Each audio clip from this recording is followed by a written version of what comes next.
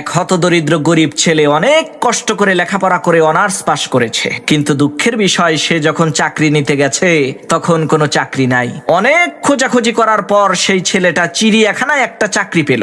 আল্লাহর কি কুদরত, সেই ছেলেটা চাকরি পাওয়ার কিছুদিন পরেই ওই চিড়িয়াখানার বাঘটা মরে গেল। তখন চিড়িয়াখানা কর্তৃপক্ষের লোকেরা চিন্তিত হয়ে পড়ল, এখন কি করা যায়, কারণ চিড়িয়াখানায় বাঘ না থাকলে তো দর্শকেরা চিড়িয়াখানায় টাকা দিয়ে টিকিট কেটে ঢুকবে না। তখন চিড়িয়াখানা কর্তৃপক্ষের লোকেরা বাধ্য হয়ে ওই অনার্স পাশ করা ছেলেটাকে বলল, তুমি যদি বাঘের পোশাক পরে চিড়িয়াখানার বাঘের খাঁচার মধ্যে ঢুকে বাঘের মতোই তর্জন গর্জন দিতে পারো, তাহলে তোমার বেতন আমরা ডাবল করে দেব। এদিকে সেই গরিব ছেলেটাও কোনো উপায় অন্তর না পেয়ে চিড়িয়াখানা কর্তৃপক্ষের এই প্রস্তাবে রাজি হয়ে গেল।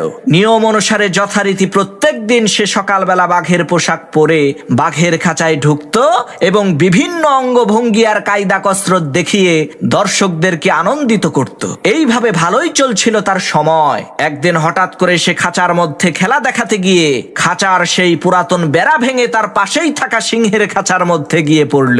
এখন সেই বাঘ বেচারা চিন্তা করছে, সর্বনাশ, আজ বুঝি আমার আর রক্ষা নাই। আমি যে কোন রকমের বাঘ সেটা তো চিড়িয়াখানার দর্শকেরা বুঝতে না পারলেও আমি তো জানি। আজ এই সিংহের পেটেই আমাকে যেতে হবে। এই চিন্তা করে সেই বাঘ বেচারা দোয়া দরুদ পড়া শুরু করেছে। অমনি ওই সিংহ বলতে লাগলো, বাঘ ভাই, তুমি চিন্তা কইরো না, আমিও সিংহ না, আমিও তোমার মতো অনার্স পাশ করা একজন বেকার ছেলে, পেটের দায়ে সিংহ সেজে খেলা দেখাই।